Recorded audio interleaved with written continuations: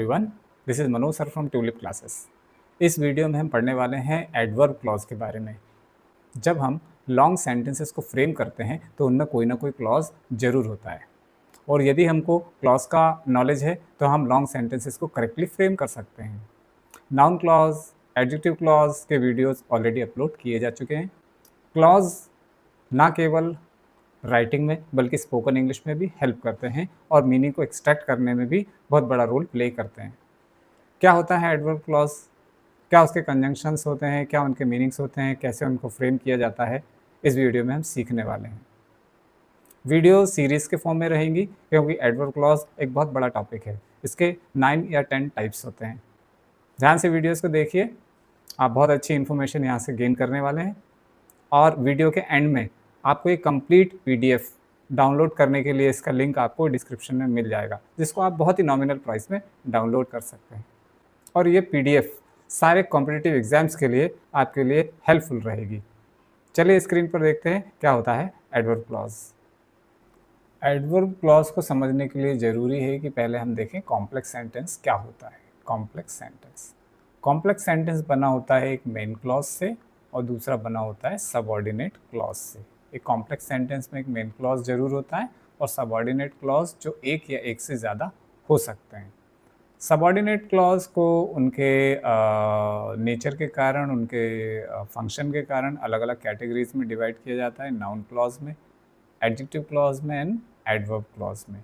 Noun clause हम already पढ़ चुके हैं इसके बारे में। एडजेक्टिव क्लॉज के बारे में भी हम डिटेल में पढ़ चुके हैं, इसके वीडियोस अपलोडेड हैं, आप उसको देख सकते हैं। करने जा रहे हैं इस वीडियो में हम एडवर्ब क्लॉज। देखते हैं क्या होता है एडवर्ब क्लॉज, क्या उसकी डेफिनेशन है और क्या उसके फंक्शंस हैं। ये हमारा एडवर्ब क्लॉज। एडवर्ब की डेफिनेशन होती है, एडवर्ब एक ऐसा वर्ड होता है जो किसी एडजेक्टिव को या वर्ब को या फिर किसी दूसरे एडवर्ब को क्वालिफाई करता है, उसको हम कहते हैं एडवर्ब।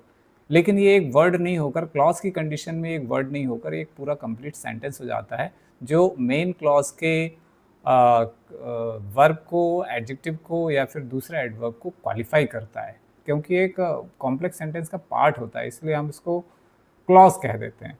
क्या इसकी डेफिनेशन है? An adverb clause modifies a verb, adjective or another adverb and provides extra information about time, place, reason, condition, manner और result। इनके बारे में एक्स्ट्रा इन्फॉर्मेशन देने वाला जो लॉन्ग सेंटेंस में उसका एक जो पार्ट होता है जो इन चीज़ों के बारे में एक्स्ट्रा इन्फॉर्मेशन देता है, उसको हम कह देते हैं adverb clause. Adverb clauses are usually classified by the kind of information they give. किस बेसिस पर इनको क्लासीफाई किया जाता है, इनको डिवाइड किया जाता है अलग अलग कैटेगरीज में? Time, place, reason, condition, purpose, result, concession या इसको कंट्रास्ट या सपोजिशन भी कहा जा सकता है। कंपैरिजन एंड मैनर, इतनी चीज़ों को यदि ये बता रहा है तो इसको इतनी कैटेगरीज में इसको डिवाइड किया जाता है एडवर्ब क्लॉज को।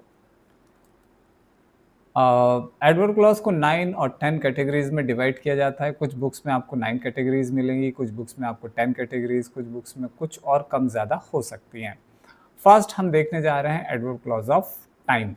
ऐसा क्लॉज, ऐसा सेंटेंस जो टाइम को क्वालिफाई करता है। इसके लिए हमारे पास बहुत सारे कंजंक्शंस होते हैं।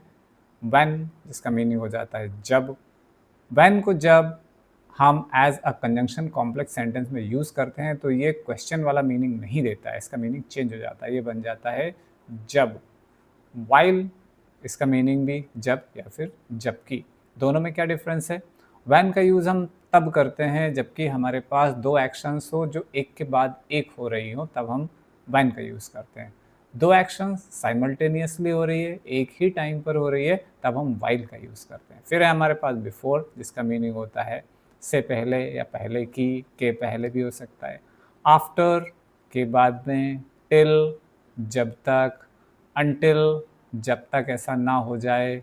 नेक्स्ट है हमारे पास सिंस, जिसके दो मीनिंग, एक ही वर्ड रहेगा, एक ही कंजंक्शन रहेगा और मीनिंग्स जब से। हिंदी में हम इसके मीनिंग्स दो तरीके से निकालेंगे, जब से और तब से। एज सुन एज, जैसे ही। नो सूनर देन, जैसे ही कि तभी, एक काम हुआ ही नहीं कि तभी दूसरा भी हो गया। नेक्स्ट हार्डली व्हेन, इसका मीनिंग भी ऑलमोस्ट सेम है, ऐसा हुआ ही नहीं कि तभी, एक एक्शन हुआ ही कि हुआ ही है कि तुरंत ही दूसरा एक्शन भी हो गया। नेक्स्ट है हमारे पास एज लॉन्ग एज, जिसका मीनिंग है जब तक। नेक्स्ट है हमारे पास व्हेनेवर, जब भी। नेक्स्ट बाय द टाइम, जब तक। वंस, जैसे ही या एक बार जब। एज, जैसे ही या जब। इतने सारे कंजंक्शंस है, इनका यूज़ करके यदि किसी कॉम्प्लेक्स सेंटेंस को बनाया जा रहा है तो समझ जाइए उनमें एडवर्ब क्लॉज ऑफ टाइम है। देखते हैं कुछ एग्जांपल्स। फर्स्ट है हमारे पास I will call you when I reach home. ये हमारे पास कंजंक्शन है और कंजंक्शन के बाद जो ऐड होता है वही होता है हमारा सबऑर्डिनेट क्लॉज, और उसी की अलग अलग कैटेगरीज होती है, नाउन, एडजेक्टिव, एडवर्ब। यहाँ पर ये एडवर्ब क्लॉज है क्योंकि ये टाइम को क्वालिफाई कर रहा है। तो बचा हुआ जो पोर्शन है वो हमारा है मेन क्लॉज। ये है हमारा मेन क्लॉज और ये है हमारा सबऑर्डिनेट क्लॉज, जिसमें ये है एडवर्ब क्लॉज। अब इसमें याद रखना है आपको कि जब हम कॉम्प्लेक्स सेंटेंस में ऐसे सेंटेंस फ्रेम करते हैं जिसमें दो फ्यूचर की एक्शंस के बारे में बात कर रहे हो, तो जो हमारा मेन क्लॉज होता है उसको हम फ्यूचर टेंस में लिखते हैं और जो सबऑर्डिनेट क्लॉज होता है उसको हम प्रेजेंट सिंपल टेंस में लिखते हैं। यदि आप दोनों तरफ, आपको ऐसा लगता है कि हिंदी में जो मीनिंग है फ्यूचर का आ रहा है, तो दोनों तरफ यदि फ्यूचर टेंस बनाकर यदि आप उसको कनेक्ट करते हैं स्टैंडर्ड इंग्लिश में, वो रॉन्ग हो जाता है। इसीलिए कॉम्पिटिटिव एग्जाम्स में ऐसे क्वेश्चंस आते हैं। आई विल कॉल यू, इसका मीनिंग हो जाएगा मैं तुमको फ़ोन करूँगा, ये हमारा मेन क्लॉज है। आई विल कॉल यू, मैं तुमको फ़ोन करूँगा जब मैं घर पहुँच जाऊँगा। दूसरी तरफ भी फ्यूचर का मीनिंग है, लेकिन इसमें शैल या विल यूज़ नहीं करना है। ये है हमारा adverb clause of time. Next है after the rain stopped the children went outside. ये कंजंक्शन है आफ्टर, तो इसी के साथ जो कनेक्टेड है वो हमारा adverb clause. The children went outside, ये हमारा मेन क्लॉज। मीनिंग क्या होगा? After the rain stopped, rain, बारिश के रुक जाने के बाद, द चिल्ड्रन वेंट आउटसाइड, बच्चे बाहर चले गए। Next, before you leave lock the door. Again conjunction starting में ही है, तो यही है हमारा एडवर्ब क्लॉज, सबऑर्डिनेट क्लॉज, जो कि है एडवर्ब क्लॉज। बचा हुआ हमारा ये जो पोर्शन है वो हमारा मेन क्लॉज है। बिफोर यू लीव, तुम जाओ उससे पहले, लॉक द डोर, डोर को लॉक कर देना, ये इसका एग्जैक्ट मीनिंग है। नेक्स्ट है हमारे पास ही smiled as soon as he saw me. As soon as यहाँ दिया हुआ है, तो इसके बाद वाला portion subordinate clause. He smiled हमारा main clause. He smiled as soon as he saw me, जैसे ही उसने मुझे देखा उसने स्माइल किया, ये इसका एग्जैक्ट मीनिंग है। नेक्स्ट है हमारे पास whenever she visits she brings sweets. Conjunction ये है subordinate clause, adverb clause, she brings sweets. तो क्या मीनिंग हो जाएगा? जब भी वह आती है साथ में मिठाई लेकर आती है। नेक्स्ट है हमारे पास I was reading when the lights went out. I was reading, conjunction यहाँ है, ये हमारा adverb clause. When I was reading, मैं पढ़ रहा था कि तभी लाइट चली गई, ये इसका एग्जैक्ट मीनिंग है। Since you came the room feels lively. Since, तो ये है हमारा एडवर्ब क्लॉज क्योंकि ये कंजंक्शन है। The room feels lively. अब हमारे पास एक ही कंजंक्शन है सिंस, लेकिन इसके हिंदी में दो मीनिंग्स निकलेंगे। क्या? सिंस यू केम, जब से तुम आए हो, तब से।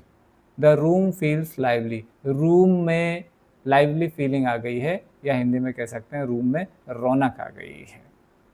Next, wait here until I return. Wait here until I return. Until I return, जब तक मैं लौट कर नहीं आ जाता हूँ। वेट हियर, यहीं वेट करो। Next, as the sunset. As the sunset, ये है adverb clause. The birds return to their nests. As the sunset, जैसे ही सनसेट हुआ।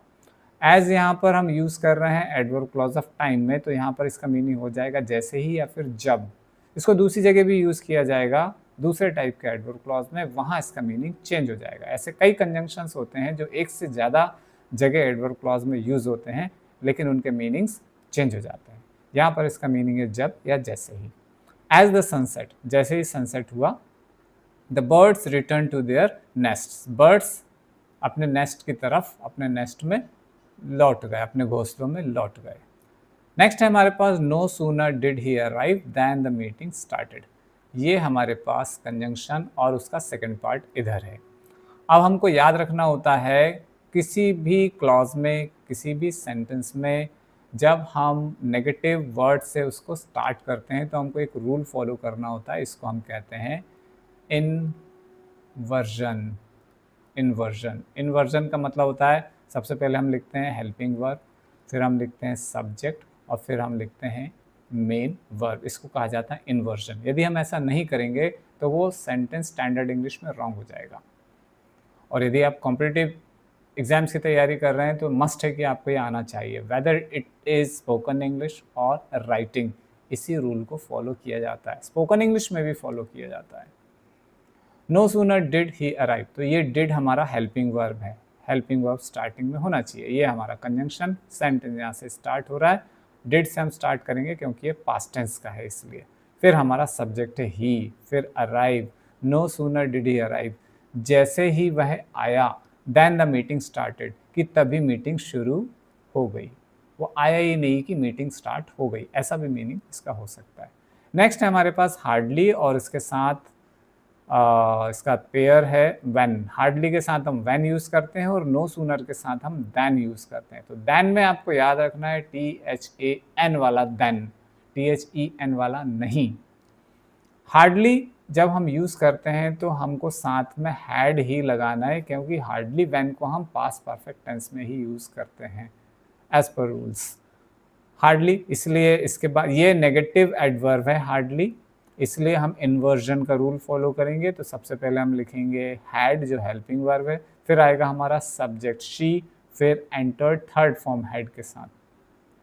Hardly had she entered, meaning क्या होगा, मुश्किल से उसने एंट्री करी ही थी कि तभी, व्हेन द बेल रैंग, कि तभी बेल बज गई। इस तरीके से हमने एडवर्ब क्लॉज ऑफ टाइम के 12 एग्जाम्पल्स को यहाँ पर देखा है, उनको समझने की कोशिश की है। नेक्स्ट वीडियो में नेक्स्ट जो टाइप्स हैं एडवर्ब क्लॉज को, उसको हम देखेंगे। बने रहिए मनोज सर इंग्लिश के साथ। Thank you.